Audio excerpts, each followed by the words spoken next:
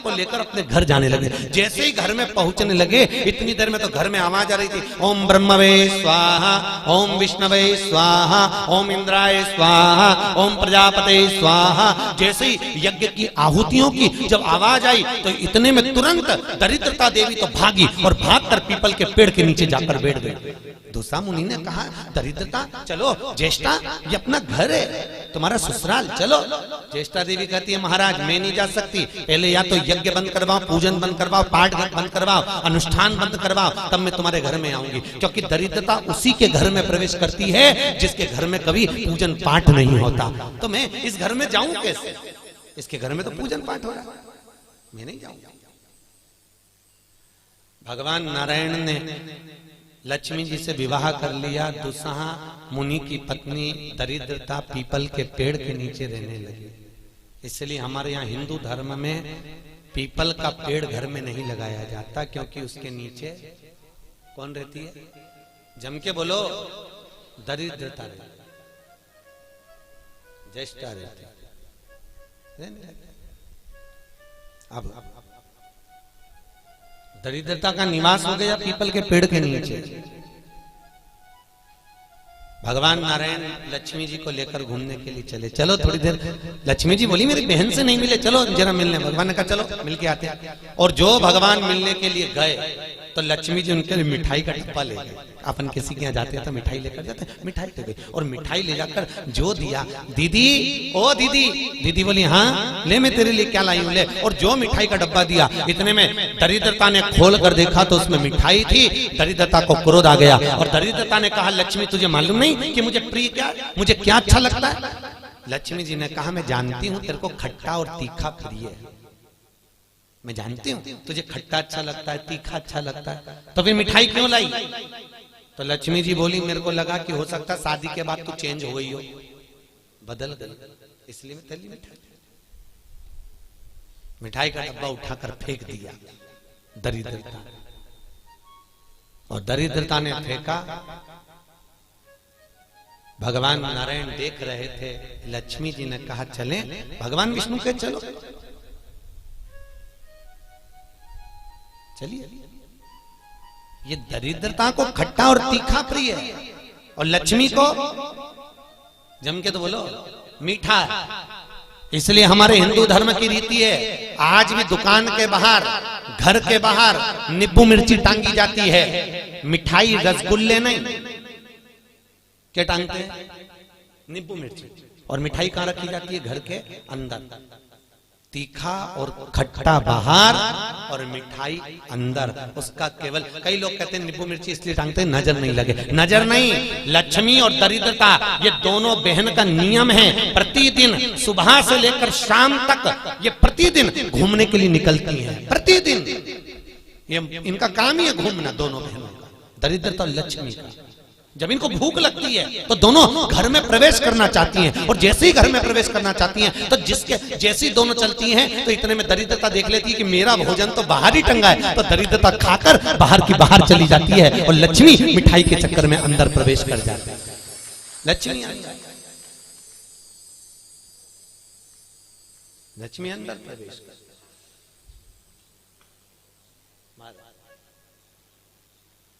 इसलिए आज भी नींबू और मिर्ची, हमारे यहाँ शास्त्र रीति है महाराज, 4 चीजें बेटी की विदाई में नहीं देते। कितनी चीजें? 4। पहली झाड़ू, क्या? झाड़ू। दूसरे नंबर पर चलनी, आटा छानने की चलनी। दूसरे नंबर पर चलनी, तीसरे नंबर पर सुई, और चौथे नंबर पर अचार की बरनी। बेटी की विदाई में नहीं दी जाती।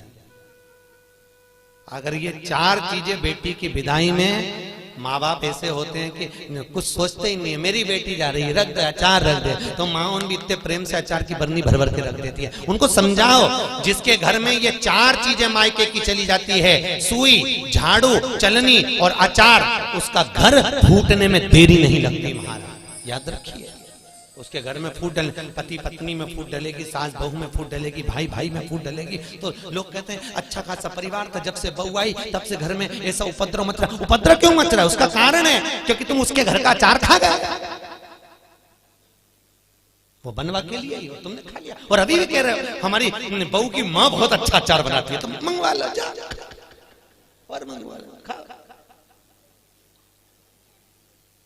महाराज पहले बेटी की विदाई में भेजते थे बड़ी, पापड़, और पहली विदाई में बेटी के भेजते थे बेटी के साथ में मैदे की पूड़ी, एक डलिया में कपड़े में बांधकर, उसमें ना तो नमक डलता था ना उसमें शक्कर डलती थी। क्यों? क्योंकि वो बेटी के विदाई में मैदे की पूड़ी इसलिए दी जाती थी कि हमने ये पूड़ी एकदम फीकी भेजी है, अब चाहे तुम इसमें नमक डालो चाहे इसमें शक्कर डालो, हमने तो हमारी बेटी को तुम्हें दे दिया, एकदम सीधी मैदे की पूड़ी की तरह भेजी है, अब तुम इसमें चाहे कपट भरो चाहे प्रेम भरो, तुम्हारी मर्जी, ये लो, हमने तो दे दी। कन्यादान करे और हम फिरी, हमें कहीं हमने तो देना था, दे दे।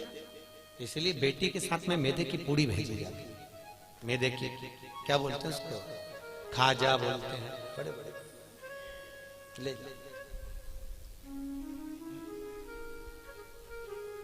खट्टा तीखा नहीं देते। अब तो पहले तो ब्राह्मण की थाली में भी खट्टा नहीं परोसा जाता था, और तीखा भी, मिर्ची भी इतनी नहीं डालते थे कि ब्राह्मण की थाली में तीखा। आज के जमाने में तो पंडित लोग ही कहते थे लाओ जरा अचार हो तो लिया बनी का,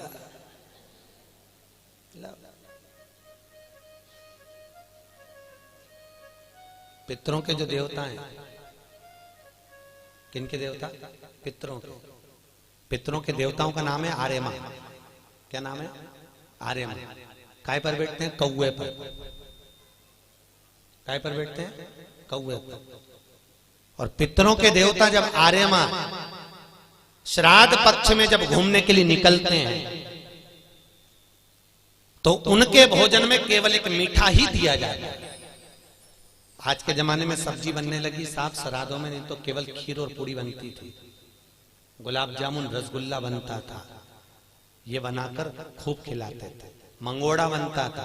पर अब सब्जियां बनने लगी, अब तो लोग श्राद्ध में भी अचार परोस देते हैं। पर कितनी वर्ज्यता है महाराज, कितनी वर्ज्यता। श्राद्ध पक्ष में अगर राई से तुमने सब्जी को छोक दिया, काहे से छोका है? राई से। सब्जी को अगर छोक दिया और वो सब्जी और पूड़ी तुमने छत पर ले जाकर पटक दी, तुम कितना भी कौवा को बुलाना, कौवे का बाप नहीं उसको भोग लगाएगा, लगा ही नहीं सकता।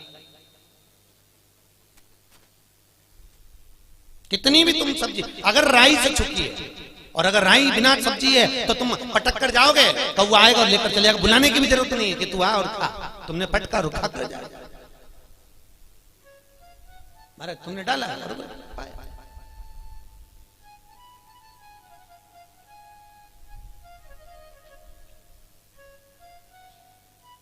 उसको हमारे यहां शास्त्र कहा, दरिद्रता को खट्टा और तीखा प्रिय है। इतने में भगवान जाने लगे।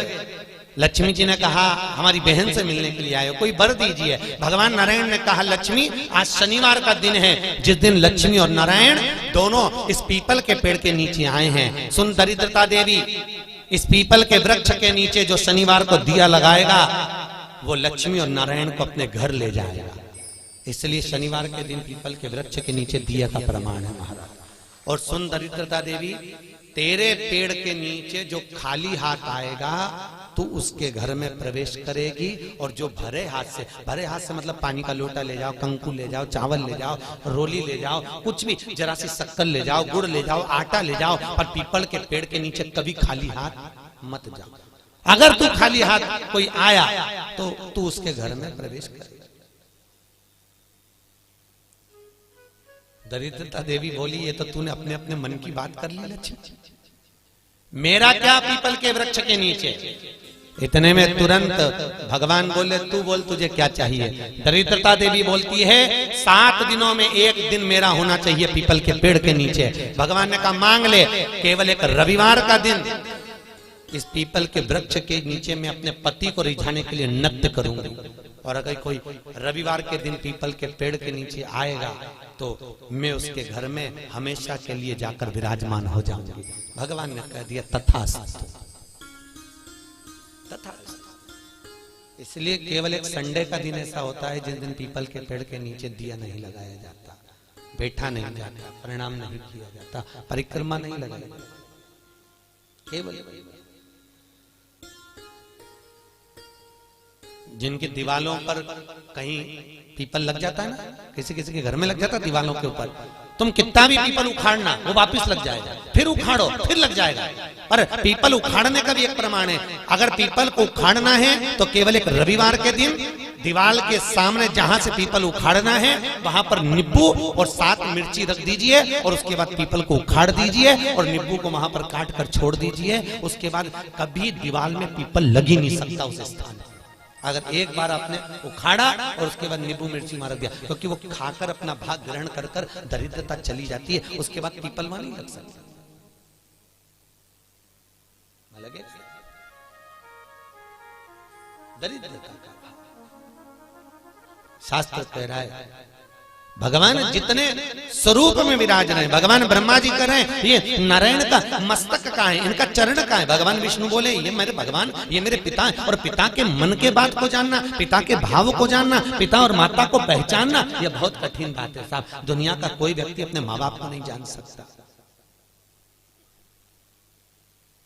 जब तक जिंदा है तब तक लगता है ये मेरे हैं, उसके हैं, ऐसा करा वैसा करा, माँ ने ऐसा करा, बाप ने ऐसा करा, परिवार ने ऐसा करा, कुटुंब।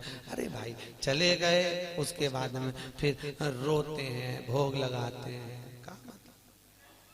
जीते जी दंगम दंगा, मरे पीछे पहुंचा दी गंगा। क्या मतलब?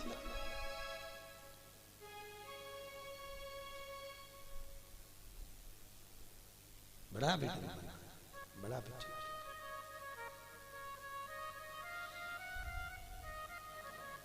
कर सेवा तू लगन लगा कर, मन में सच्चा भाव जगा कर, ये की आंखें खोलो रे, जय श्री कृष्णा बोलो रे। तुम मन लगाकर, चित्त लगाकर, अपने मन की वृत्ति को परमात्मा तक ले जाकर भाव से तुम परमात्मा को रिझाओ तो सही। कई लोग कहते हैं हमारी माँ कपट रखती है, हमारे पिता हमको अपशब्द कहते हैं, हमारी माँ हमारी सास हमको आनत। बोलने दो, उनको बोलने का काम है, बोलो। और याद रखना जितनी जितनी तुम्हारी बुराई होगी तुम उतने उतने स्वस्थ होते चले जाओगे, उतने परसेंट। आपको पहले कथा कही थी चारधाम मंदिर में, एक राजा बीमार पड़ गया, उसका काया गल गल कर नीचे टपकने लगी, काया का रोग हो गया। राजा ने सारे डॉक्टरों को दिखाया, इलाज नहीं मिला। तब गुरुजी के पास गया, गुरुदेव मेरे को बीमारी हो गई। गुरुजी बोले डॉक्टर को दिखाया? हाँ गुरुजी, पर मैं ठीक नहीं हुआ। गुरुजी ने कहा तेरा बड़ा भाई था कहाँ है? तो कि वो तो मर गया। भाभी है? हाँ। कहाँ है? राजभवन में। एक काम करा कर चुपचाप से किसी को मालूम मत पड़ने देना, भाभी के कमरे के बाहर जब भाभी सो जाए तो चटाई डाल के रजाई ओढ़ के सो जा, ठीक हो जाऊंगा। हाँ। अब गुरु तो ऐसे आड़े टेढ़े उपाय बताता है, गुरुओं का तो काम ही। गुरु तो गुरु, बस उनने तो बोलना था बोल दिया।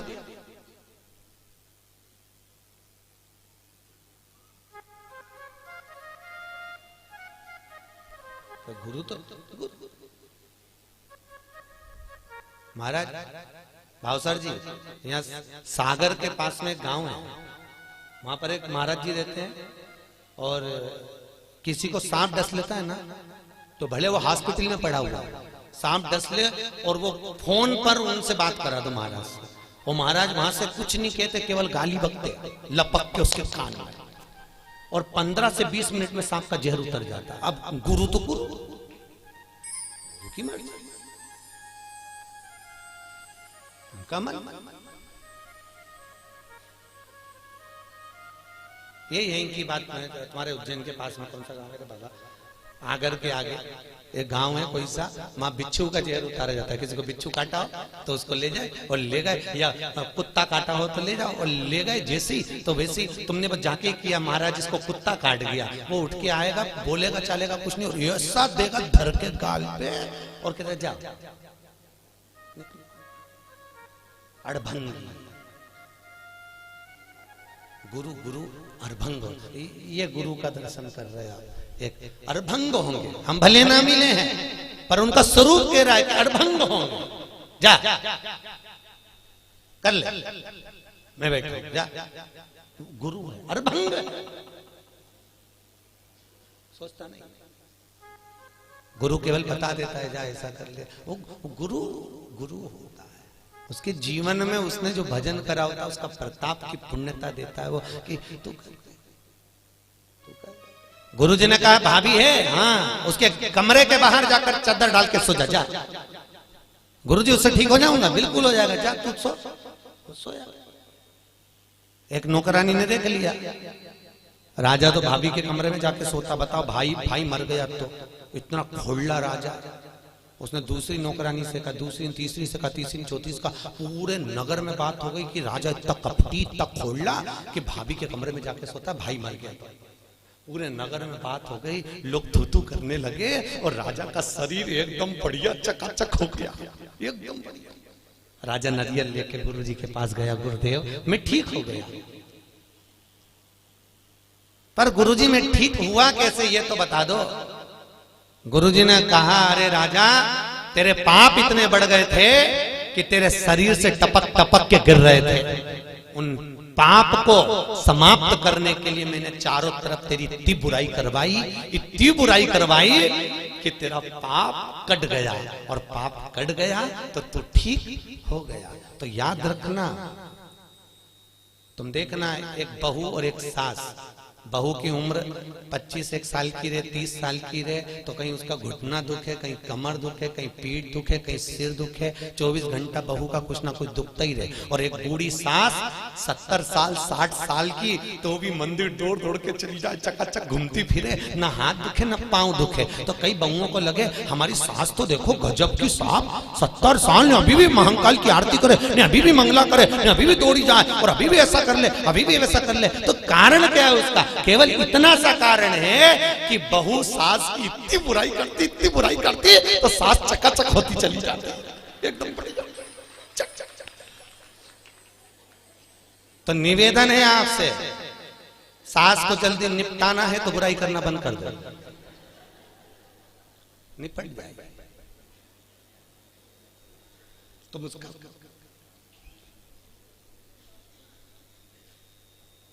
तुम बुराई करना बंद करो, जल्दी निपटेगी। और तुम जितनी बुराई करती रहोगी वो उतनी सद उतनी तैयार उतनी।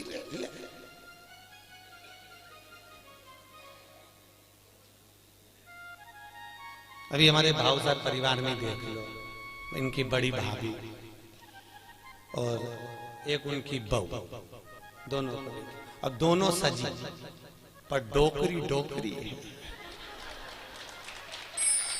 Old is gold.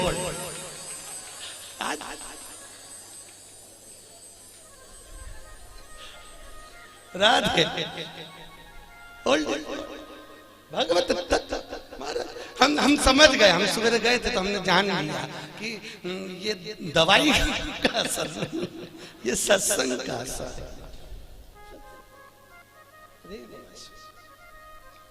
जो दिया है कब अब होन दो बुराई।